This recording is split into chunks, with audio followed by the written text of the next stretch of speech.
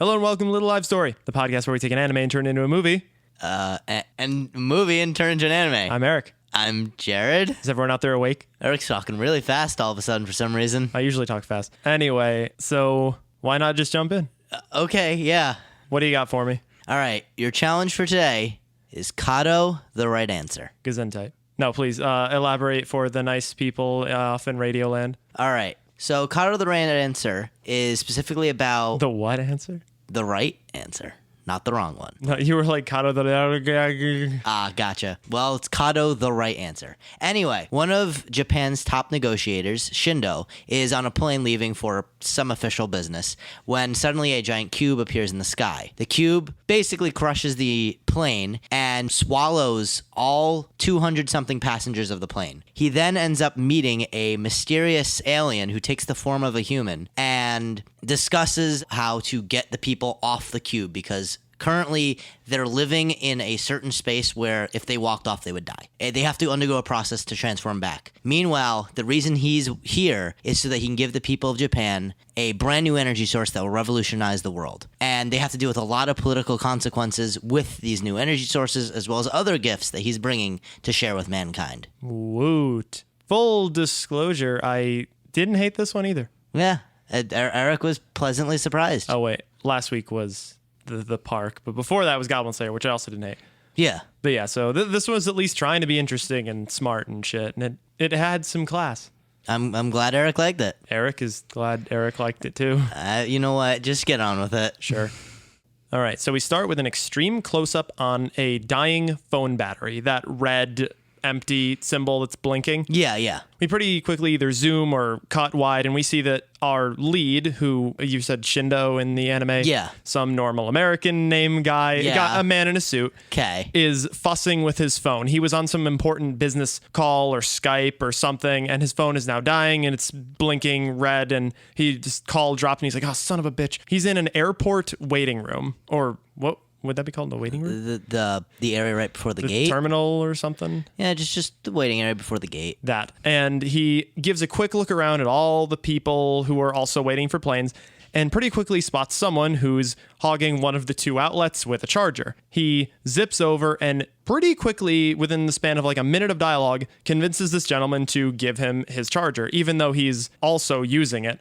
And he convinces him through, it's guile, but it's not like grifter guile. It's businessman, Wall Street guile, if there's a difference. Okay, I think I understand. Yeah, the guy doesn't obviously give it to him, but lets him use it even though his phone is also dying. So he plugs his phone in, immediately gets back on the call, and we meet our secondary character, who in the anime was that best friend of his kind of person. Oh, yeah. Yeah, that guy. I like that guy. But so we just briefly meet him on the phone, and they talk business, and he explains why he's off on this business trip, and lots of business. I'm going to say business one more time. Yeah, I get it. He's doing business stuff. Exactly. And he is a negotiator. He's brokering deals and other such things. I do have a question, though. In this beginning, maybe it'll be established later, maybe it won't be established at all. Is he a negotiator for a government body or is private? Yeah. Okay. But he's still good at what he does. Okay. But so before we get much of this, the plane calls to be boarded. He says, hold on a second, puts the call on hold, goes through normal boarding process. Everything goes pretty much how you'd expect until the flight attendant walks over to him and says, oh, sir, you're going to have to put your phone in airplane mode. And he kind of says, yeah, I will in a second. Then continues his Skype call or whatever it is. Important businessman logic. Exactly. And right as the plane's taking off, it suddenly hitches, everything rattles, luggage flies out, people fall over. We get that momentary almost joke where he thinks it's because his phone wasn't on airplane mode.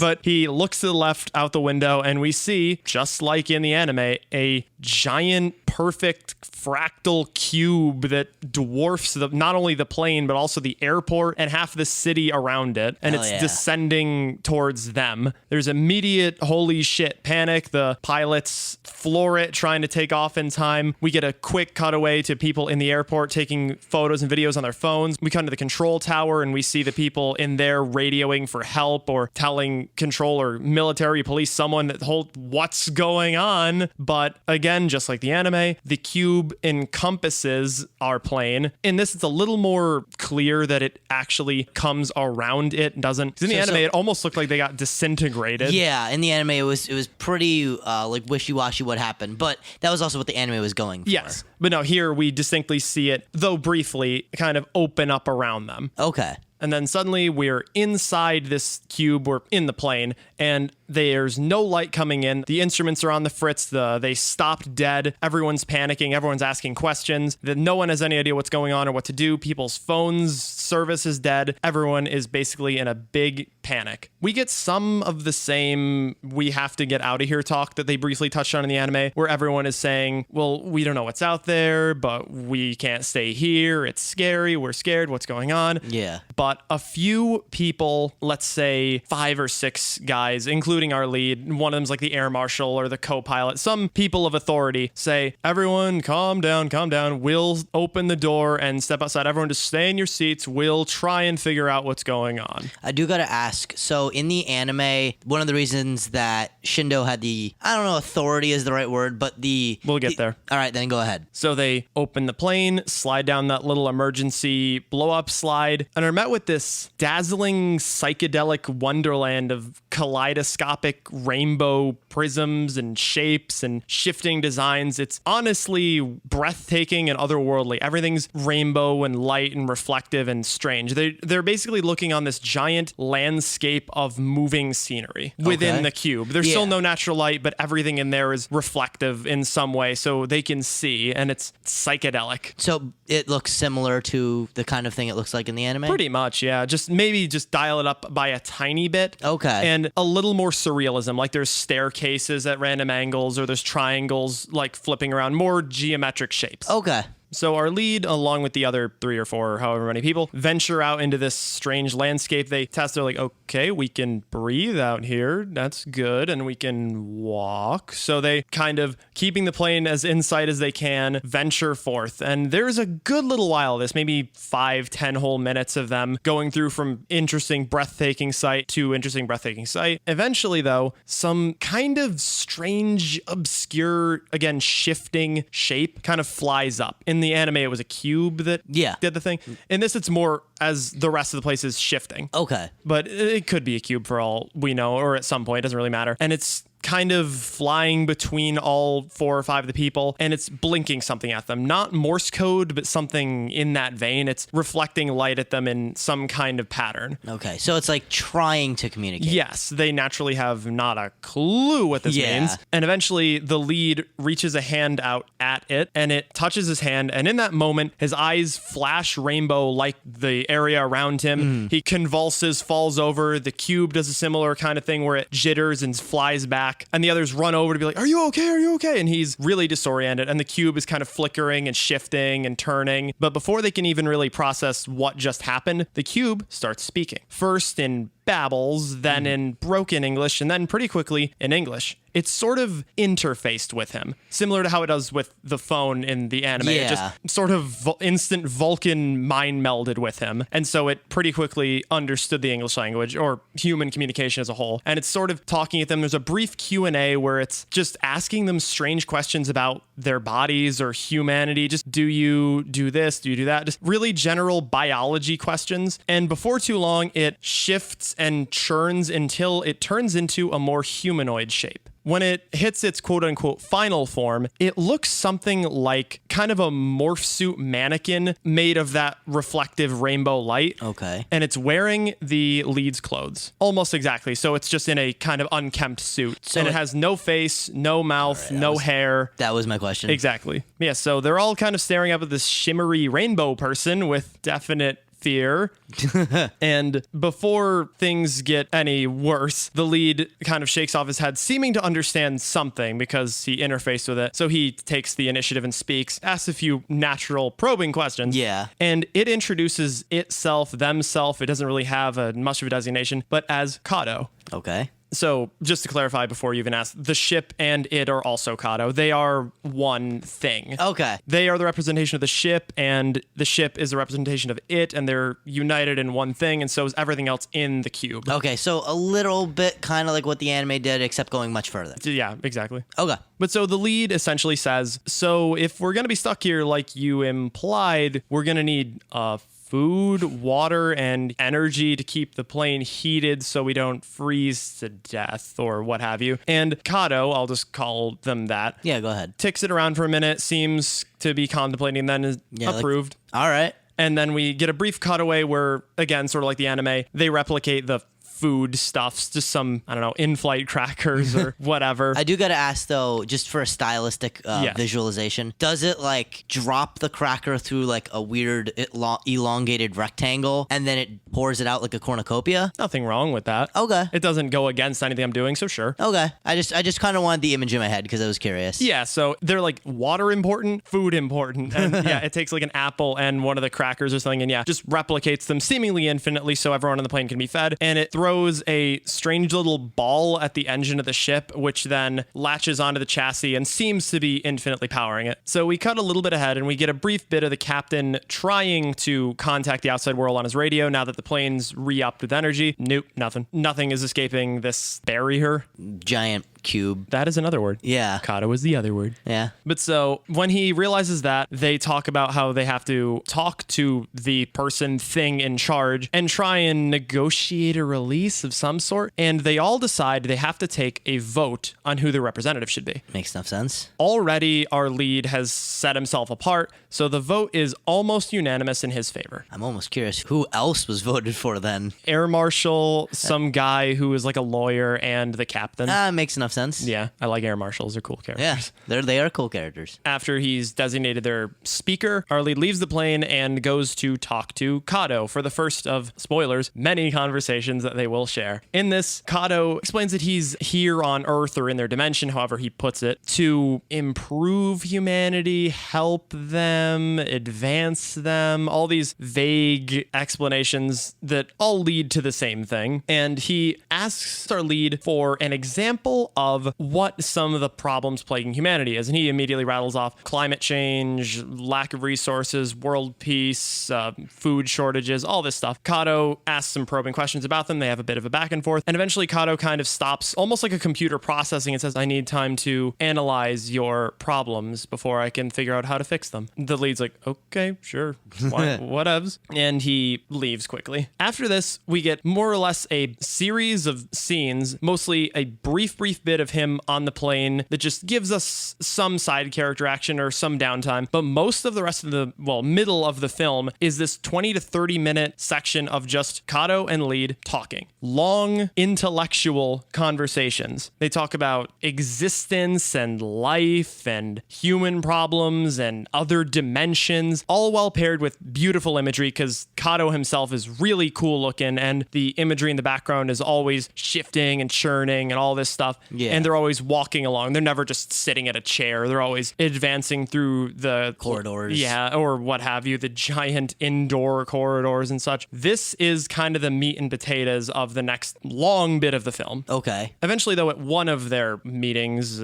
talks, parleys, whatever you want to call them, Kato says that he's come to a decision about humanity's problems. Naturally, our lead is curious, says, all right, hit me. And Kato explains that all these issues with food supplies, energy shortages and such are all incidental. They don't matter much. Thanks, alien. And they imply that you can just bypass all that stuff.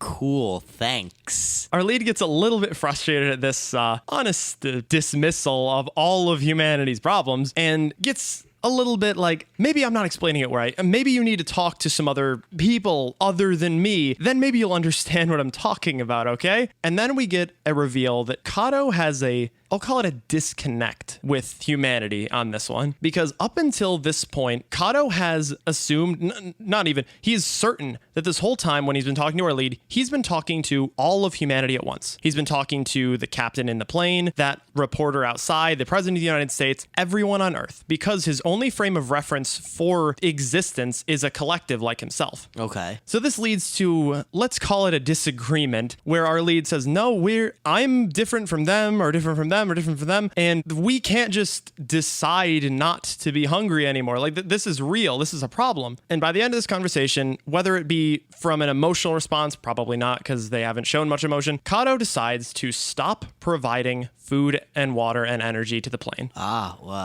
Maybe to prove a point. Bit of a jerk then. A bit.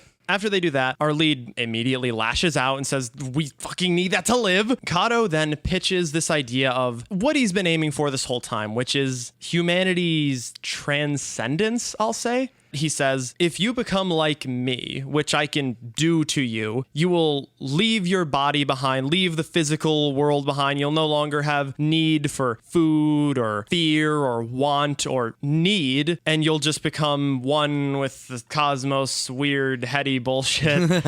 And our lead takes it all in very respectfully. And then once Kato is finished with this pitch, our lead kind of puts his foot down and says, no, I'm not doing that, especially because he assumes if he says yes, he's saying yes for all of humanity, and he doesn't want to make that call. Yeah, that's also fair. But anyway, we cut away and we get a sequence of scenes showing that though they continue to have their talks, Kato was true to his word and indeed stopped supplying food and water. So we see the people in the plane start to deteriorate. They start to hoard food or try to ration it. And the plane's lights now flicker and turn off, and everyone's lit by one tea lamp they found in someone's luggage and every flashlight on the plane. So it's just getting really desperate and really kind of dark, both literally and figuratively. Yeah. In this bit, we stop really hearing the conversations between Kato and our lead because it's become some more one-sided. Seems like Kato just wants them to accept his transcendence and doesn't understand why we're not. And our lead, continually getting weaker, refuses. But eventually, there's a scene in the plane where, let's say, one passenger was hiding food, stashed it under a seat. Another passenger saw it, calls him out, and then ruckus. An in-plane riot happens. Everyone's fighting over food. Our lead jumps in the middle, tries to stop the fray. He gets thrown onto the ground. We hear glass crinkle, and he sits up, and we see that he was jammed under his armpit by like one of those little Perrier bottles they have on planes. Oh. And yeah, he's cut pretty badly, especially in his weekend, hasn't eaten in what probably is days state. Yeah. We get a short little downtime scene of him interacting with some of the side characters who I've mostly glossed over, but who are on the plane, where they patch him up and they say, we have to get you out of here. You're in kind of a bad way, buddy. And he says, no, I just got to go talk to Kato again. It's, that time o'clock. And so he stumbles out of the plane, goes to his meeting space, meets Kato, and essentially interrupts Kato for once, which he hasn't done in a while, and just tries desperately to get them to understand that he's dying, because Kato doesn't even seem to understand quite what death is to these people. Yeah, I was being to assume that much. Yeah, so he's just desperately trying to explain all these high, but very normal to a person concepts that Kato just nods through, listens politely. And by the end of this conversation, our lead dies. Oh, the fuck? Like, he just collapses? Well, it's a long conversation. Yeah. And he, at the beginning of it, kind of rested, slunk down to the floor, was talking. And then by the end of it, he's, do you understand? And Kato just, I don't believe I do. And then just kind of puts head down, breath slows, wide shot. We see Kato just observing as he takes his terminal breath, then nothing. Oh, Jesus. So Kato, with his completely faceless expression, betrays none of what he's actually thinking, and immediately, because he kind of can, teleports to the plane, walks on the plane, and tries to pick up that same conversation with the first person he sees. They're naturally terrified because no one but our lead has seen them in the flesh or light flesh, yeah, like whatever. maybe they saw him out the window in the distance, but not close. face to face, and trying to get you to finish a conversation you had no part in. Yeah. The person naturally half yells and backs away, and Kata goes from person to person to person to person, trying the same thing. Obviously, no one bites because no one knows what the hell he's talking about. And very slowly, we assume this starts to sink into Kato. Kato starts to kind of recede and just observe the people less so than talk to any of them. And the people start to get worse and worse because they are honestly out of food and water by this point. He's getting very desperate and very terrible. But eventually, after a kind of weirdly solemn look between one of the side characters who looks out the window at where our lead's body is, where Kato is standing, Kato kind of stares at them in a long, silent beat. And then the cube kind of starts to rumble. Then we finally cut to outside. The cube starts to levitate, takes off, and relinquishes the plane. The cube goes up a maybe 100 feet or so, and then it just kind of fizzles out of existence. Then immediately, even before that even happened, a rescue services fucking blitz the plane. That was going to be one of my questions. When we got the view of outside, are there like tanks and there's guns? Yeah, there's military people, there's fire trucks, police, news, everybody's there. Okay, yeah, But I assumed as much. They rush in and we get confirmation that everybody else on the plane is okay. They're just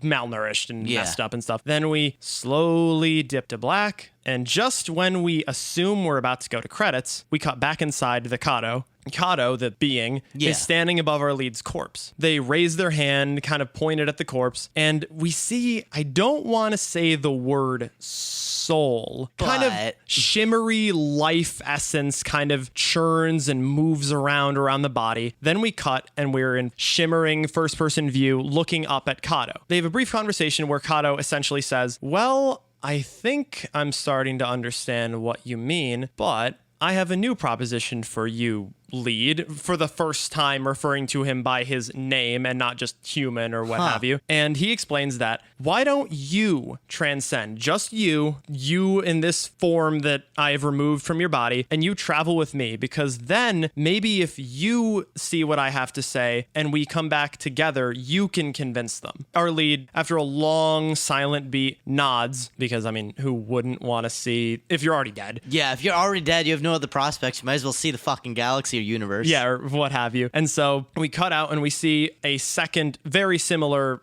shimmery light figure in a suit. They're kind of standing mirror images of each other, and the cube collapses in on them. They collapse in on each other. We get this weird mind-bending tesseract singularity and this grand galactic light show as they're entering their strange higher dimension. Then we cut to credits. Oh shit. Yeah. That was fucking awesome. Oh, thank you. That captured a lot of what I loved about the anime while excising a lot of stuff I didn't like. What didn't you like? I didn't like the ending. Oh, yeah. And like some of the weird stuff they do at the end, though I always loved how in the anime it's just fucking bonkers. Like these aliens have both no concept of humans and the fact that like their technology and what they see as normal is so far beyond what we understand that everything just comes up as fucking like tie-dye hippie craziness. Yeah. And I love that you captured that. I wanted to, because again, I didn't mind this and I like that high concept stuff. I wanted to retain all that transcendent, we want to take humanity and expand it to this crazy 2001 A Space Odyssey level. In doing that, I figured I could just skip over the WOM and the energy that the alien uses in the anime and shorthand jump from that to the end point for the sake of the fact it's a movie. Yeah, rather than having whole like these political discussions about infinite energy issues and UN wanting all of them and which whatnot. I mean, that's valid. It's just I thought it made more sense to keep it insular and heady rather than grand scheme and political, because the point of this, in my opinion, should be humanity, not politics. Yeah, though makes enough they sense. are obviously connected. But anyway, any questions from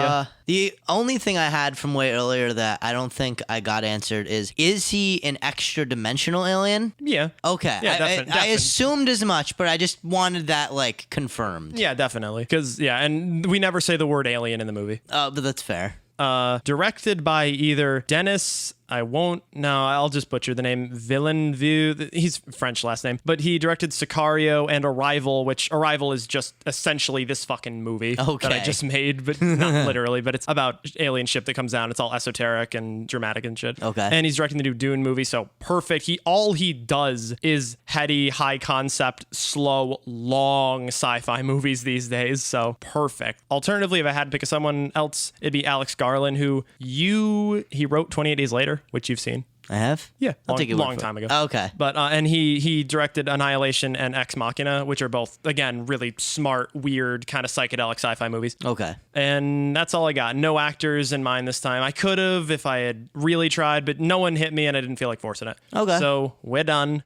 Get out. All right. Good work. All right. You ready for next one? All right. Yes, I am. All right. Today, your challenge is to make an anime out of the Harrison Ford classic, The Fugitive. Much more down to earth, no pun intended, than what you just did. Yeah, there's absolutely no connection between these two. But go ahead.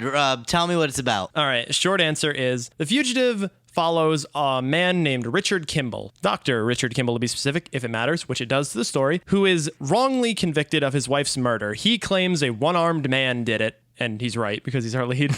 And through some crazy circumstances, he is able to escape from his bus that is taking him to the gas chamber and runs off to become a ...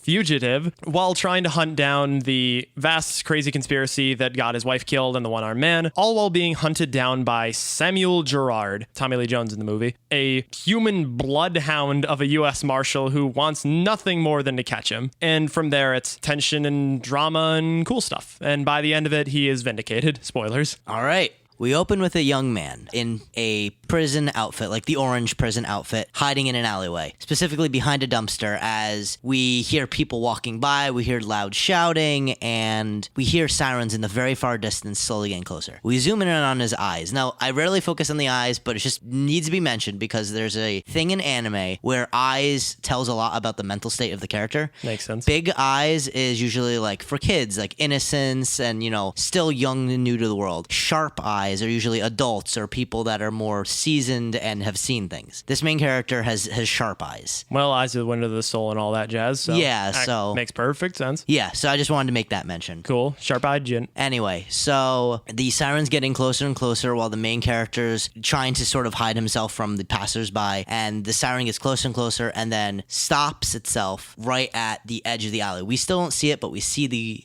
shining of the lights inside the alleyway. Eek. The door opens, closes, and we hear footsteps coming. Main character doesn't even bother looking, he just starts booking. Then we hear the footsteps chasing after him. He runs up the street through people and he starts running through buildings, and by this point we can see in the very far background, police are chasing after him, shouting, guns in the hand. They're yelling after him to stop and slow down, and eventually he loses them by running down yet another alleyway and actually into the dumpster, closing it behind him. They run right past him. Now I know what a TV dinner feels like. Don't laugh at my shitty reference joke. Well, it's okay. You can make as many references as you want. I'm allowed to laugh if I want to as well. Always looking out for me. Right after the cops go away, he waits let's say 5 beats, opens the dumpster, gets out, and goes the other direction. He then is running down the street and sees clothes hanging out to dry, which he snags, changes out, and he's now in street clothes. So he wasn't in leg irons and such? He was just in the jumpsuit? Yeah, just the jumpsuit. Okay. Then once he is now in street clothes, he kind of blends into the crowd a little and starts to himself monologuing, how the hell did this all happen? I was waiting for it. We see a couple single images of him holding a bloody body, a court case, and him in a jail bus. And we hold on those images as they sort of spread apart, because originally they were collage. They sort of spread apart and fill up the whole screen. It fades out. We see him now blending with the crowd. We get the title appear. 24. No. Sorry.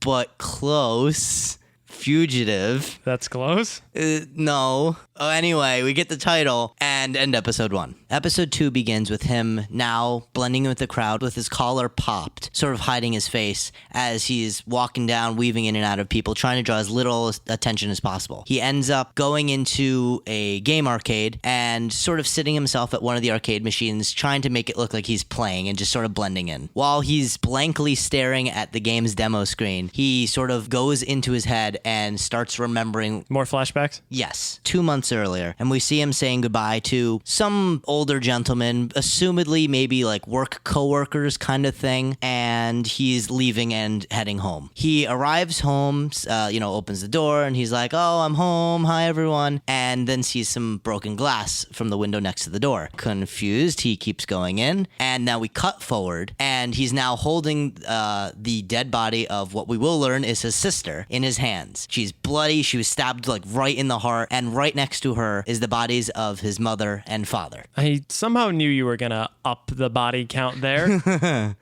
Question then, how old is this dude? Specifically, he is 19. I knew. I even thought it, because anime, so you need to be young and hot, but old enough to be tried as an adult. Specifically, he's a senior in high school. He's not a doctor. No, he's absolutely not a doctor. Meh.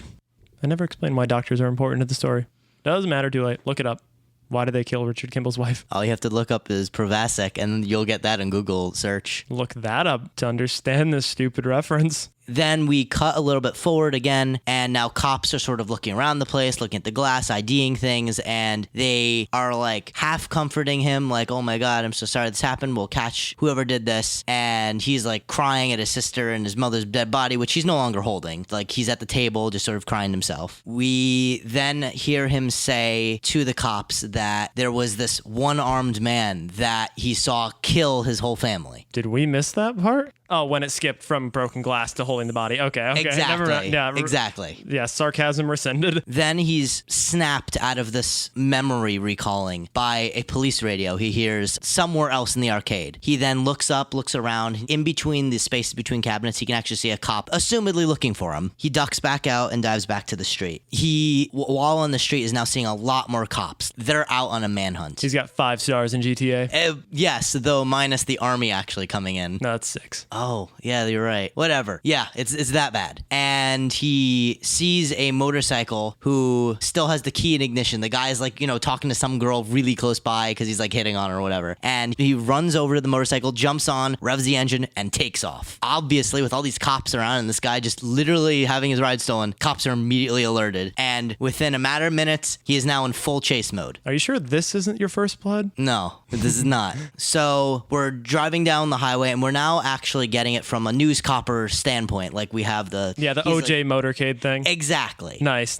And he is driving dangerously, weaving into the oncoming lane constantly to avoid things, and the cops are not letting up. Innocent or not, he's a very reckless driver. Yeah, definitely. But, he has good reason. He then ends up getting chased into a tunnel. Much like the movie, cops are coming from both directions, and he has enough of a lead that he can be in the tunnel, avoiding the helicopter's gaze for a moment. He looks around, seeing his options, seeing a variety of cars and other pedestrians who really have no idea what's going on. He then sees a maintenance hatch off to the side. He immediately goes over it, pries it open with like a piece of iron nearby, and slips down. Cops then come in, and we now see a specifically well-dressed gentleman who will be our lead detective for the day. I was wondering if he was showing up. Yes, he is. He's looking around especially, and he's like, "What the hell? Where did he go? How the hell did you guys manage to lose one guy when we have the entire police force after him? He was stuck in this tunnel. There's no way you could possibly have lost him." Just as frustrated as the rear Sam Gerhardt. Yeah. So they putz around for a little bit, like interviewing people, and then he notices the maintenance hatch, which still has the iron next to it. The maintenance hatch is fully closed, but it's conspicuous. Yes. He goes over to it, and now that it's been loosened, he just easily lifts it, and he's like, "Fuck!"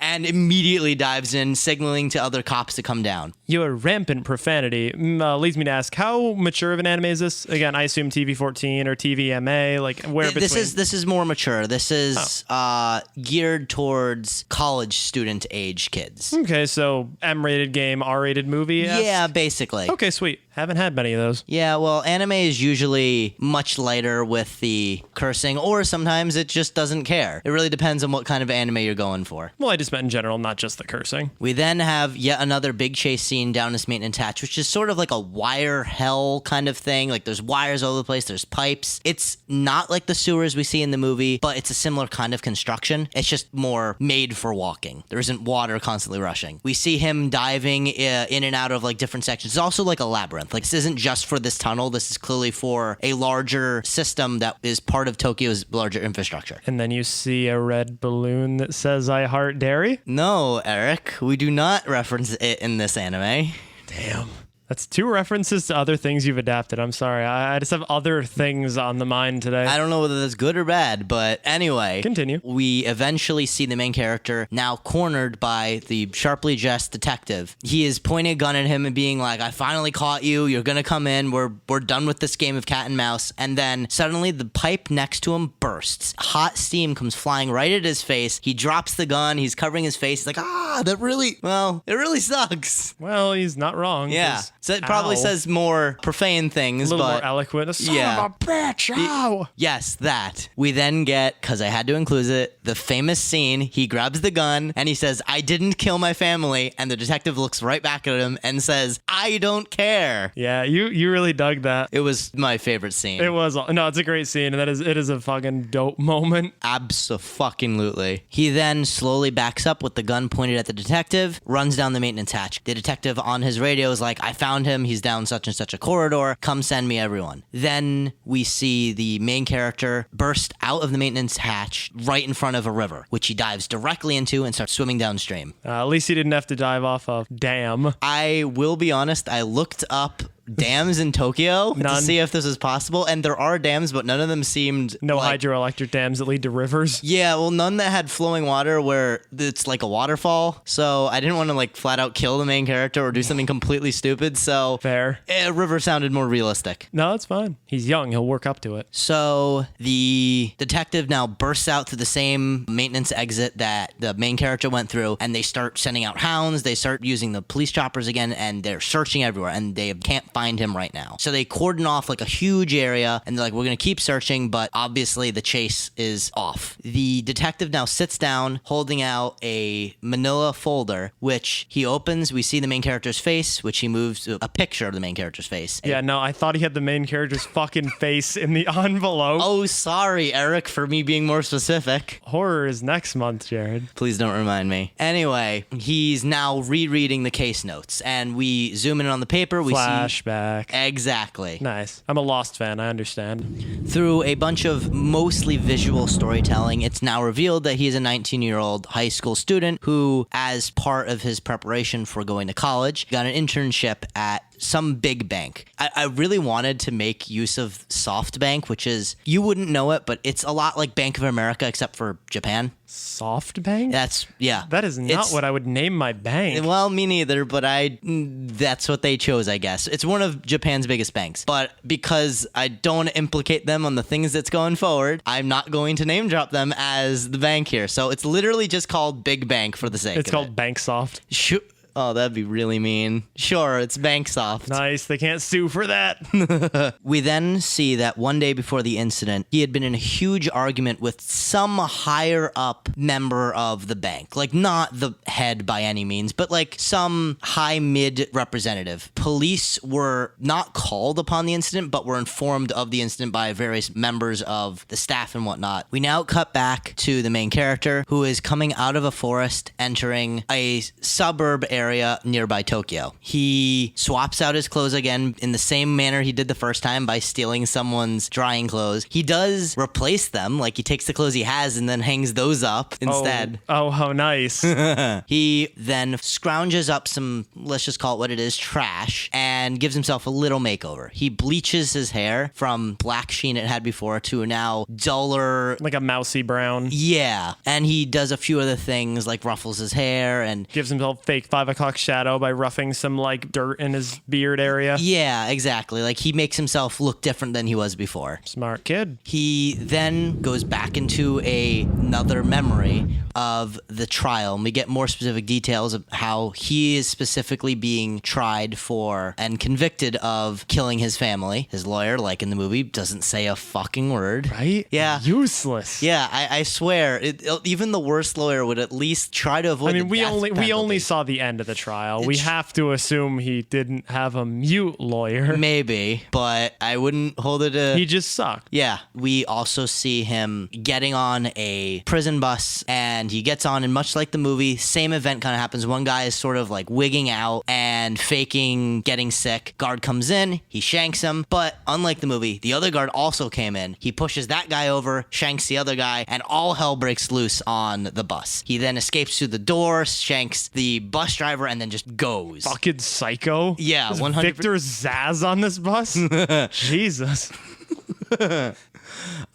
We then see one of the other prisoners on the bus taking one of the keys from the guards and uncuffing himself. And then the main character's like, well, you should do me too. And he's like, all right, fine, but just don't follow me. And he does him. And then they all go their separate ways. No train. There's a really specific reason for that. Bullet trains. Trains are really fast in Japan. Also, I am pretty sure that it's a lot harder to get hit by a train in Japan. Like, Yeah, they're more probably. specific. They build their infrastructure more around the trains. So the trains are less near where shit might happen. Yeah, they're either more elevated or a little more off to the side. It's not impossible. No, course, yeah, that's but fair. We don't, it wasn't necessary. yeah, he wouldn't live getting hit by a train is the short of it. Well, I don't think that Harrison Ford was hit by a train in the movie. The bus, whatever. You know what I mean. The bus wouldn't live? Get out. After he's done recalling his memories, he then steels himself to go look for this supposed one-armed man. He goes back into the heart of Tokyo to track down one of his former coworkers and is able to find him. This former coworker gives him some, to us, cryptic information. To him, it makes perfect sense. There's a lot of like numbers being thrown around and there's clearly an address given to him. So he says thank you, and then before he leaves, the coworker grabs his arm asking, "Are you okay? What happened to you?" And the main character kind of shrugs him off, says something a little edgy. The coworker then, in the hand he's still grabbing, gives him all the money from his wallet. He's like, nice. "Take this, do what you gotta do. I can't help you any more than I've already have, but just keep yourself safe." He thanks him and then goes off. I'm racking my brain to try and think of the edgy dialogue that the lead may have said. I can't- Didn't you hear? I'm the fugitive. What the fuck? He walks through Tokyo and eventually ends up at a large Western-style mansion. In the same way a thief would look around and scope a place out, he's doing the same thing. He's Casing the joint. Yes, exactly. He cases the joint and leaves. He comes back another day, and he is able to jump over the fence, sneak past a bunch of cameras, and sneak past the one guard. This guy is rich enough to have guards, just a guard. And he makes it inside. He finds a laptop, which is currently opened and unlocked. Because, well, as we will find out, the guy that owns the laptop in this house is home. So, yeah. Nice. And he, on the laptop, starts like searching for things. We don't get a full view of what he's looking up on the laptop. We get basically squiggles on the screen, but he clearly eventually comes across something that's important. He presses print, and a printer behind him then prints a bunch of papers. He grabs the top stack and bursts out. As he's leaving, the printer's still printing things. He then opens his phone. He's now outside the mansion, like somewhere around like in a bush or something. He has a phone? Yeah, he has a phone. He got it some point along the way. From his friend or something? Yeah. Okay. He makes a phone call to the police. Again, same way they did in the movie. Nice. He gives them some cryptic information and Lets then them track it, and then, throws the phone in the bush nearby, so they'll end up investigating this place. 100% exactly. Slick. The spirit of Richard Kimble lives on. Well, the thing that's important is, just like Richard Kimble, this kid is really smart. Yeah, I know. I like it. The detective now arrives at the house along with other cops. They start looking around the place, but specifically the detective finds the printer with the papers still in it and starts rummaging through them. And we now see transactions, specifically bank transactions with very large numbers, accounting details of different transactions at different times. Like, the details of it aren't important, but what matters is the fact that these are huge numbers we're talking about, and they've been done very recently. The owner, who was in the house the whole time, is then brought out and questioned. He is actually one of the biggest heads. He's not the head, but he's one of the biggest higher ups on the corporate team for Banksoft. He dismisses anything that the cops talk about, like why he was here, what he was doing, and stuff like that. Yeah, why are you questioning me? I'm the one whose house was broken into. Do your fucking job. Exactly. The cops can't really charge him with anything, but just like in the movie, they're like, They charge him with suspicion because you're dirty. well, you're dirty, but we can't prove it yet. Naturally. So they just keep an eye on him and they leave. We then cut back to the main character, who is now looking at a piece of paper which has only one single thing on it, which is just an address. He pulls the paper down and it matches with an address that's on the wall for a house. He then goes through the gate and knocks on the door. No answer. Knocks on the door again. We then hear footsteps coming towards the door, and door opens, and we see a grieving widow standing at the door, basically being like, hi, who are you? What do you want? And then he's like, is this the house of such and such a person who, as we will put it together later, dead. Yeah. The guy that he was after is dead, and we learned that here. Oh. Yeah. She's like, yeah, he's been dead for a month now. I don't want to talk about it. Wait. Is this the one-armed man? Yep. Ooh, that's... Huh. We'll talk about that later. Yeah. Before the main character leaves, we get a flashback now of a struggle. The struggle's a little harsh. More him coming in at the last minute and sort of pushing the one-armed man out after his family has already been stabbed. Like, he saw his mother and father on the ground bleeding to death, and his sister being stabbed at that moment by a man with one arm. And he just like body checks the one-armed man off and then tends to her instead of chasing. 100% exactly what happens. The one-armed man then leaves, and that's where the vision ends. The wife, the widow. Vision? Most of us call those memories. Oh, whatever. He then blinks twice, says sorry to the widow, and turns around and leaves. As he's leaving, he looks at the paper with the address that he has in his hand, crumples it, throws it away. We then see as he's walking away that his back pocket is full. Like, there's clearly other things in his back pocket. We then cut a little bit, and he is now walking in on the christening of a brand new Banksoft, one of the largest in Tokyo. And the supposed head of Banksoft is there to cut the ribbon. And he's giving a big grand speech about how, like, this is thanks to everyone's cooperation, and this will serve the whole of Tokyo and all the people. And this will be our Richard storming the Provasic convention thing scene. Yep. Where he publicly calls the dude out. Exactly. Excellent. So during the middle of the speech, he walks right through the crowd, right up to the front, and pulls out papers from his back pocket and slaps it right on the podium, and is like, you've been embezzling money, and I can prove it now. And the guy is like, what are you talking about, young man? I've never seen you before. Sweating beads a little. And they have a short back and forth, and then he invites him inside as like a special guest to like look at the brand new building. So he leads him in. And a lot like the movie, he follows him in because he's an idiot. Lol. He's smart until he's not. Yeah, and then he's smart again. We then have him walking into the room in the same way in the movie. He's ambushed, and a big fight chase ensues throughout the entire building. Though it's more through the multiple levels of this large office bank complex building. So there's a lot of back and forth, a lot of like almost the main character getting offed by something, and the detective then arrives, which because there's been a lot of commotion about a kid walking up with claiming the head of this big company is got embezzled, and assumedly a kid matching the description of the kid he's after is here. So he goes in. He ends up joining the fight just like in the movie, only it's a little bit more like, oh, I found you, kid, and then the other guy runs in, he's like, wait, what? There's someone else here? And then the kid runs off, and we have a lot of going for it. And then the head of the bank knocks the detective over, grabs his gun, and is about to shoot him in the head when the main character wangs him in the head with a large chair. Bank staff. Yeah. Bank staff?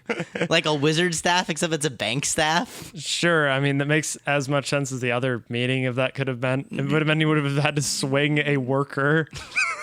I was thinking more like a chair or something. Oh, yeah, they have those. Yeah, they do. And knocks him out. Then he offers his hand to the detective, and he's like, I'm turning myself in now. I found the guy that's responsible for my family's death. We then cut forward, and we have all over the news about Banksoft being investigated for embezzling specifically 30 billion yen, which translates to $300 million. Yeah, I forgot about the drop off the zeros thing for a sec. I was like, holy mother of God, 30 billion?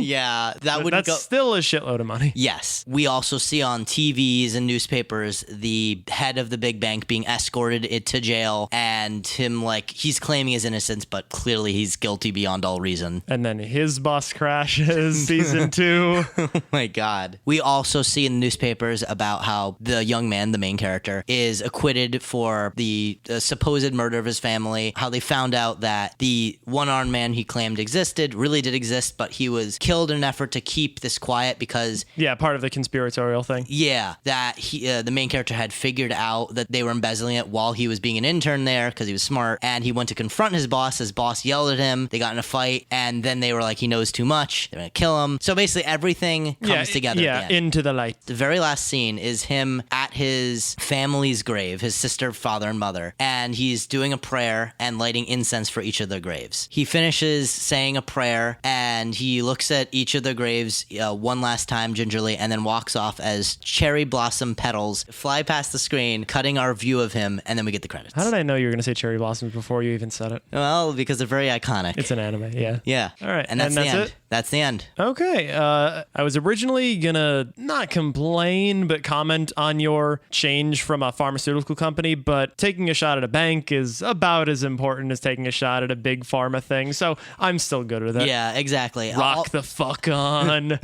This was just built for it. Only appropriate that something that started as a TV show turned into a movie, became a new type of TV show. Yeah. So yeah, it really was right there for you, and you did a pretty good job with that. Yeah, I felt it's just a good story to tell, and there's a lot to do with it, I think. Yeah, no, I agree. Like, I felt that there was some minor and, in a way, major tweaks I had to do, but it really was an easy fit for an anime. A lot like Jumanji, but it really worked in anime style very easily. Yeah, I guess I did give you 2 easy ones in a row. Yeah, well, you shouldn't change Don't that. worry, next week's gonna be a lot harder. No, I don't. Can we just not? Don't worry, next week's the last one before horror. But you know what? Can I just sleep for like a month and a week? Nah. All right, there you have it. That's all we got for you today. All right. Anything you all else? good? Yeah, I'm fine. I'm fine too. I'm so excited for next week. I'm Eric, I'm Jared. and thank you for listening to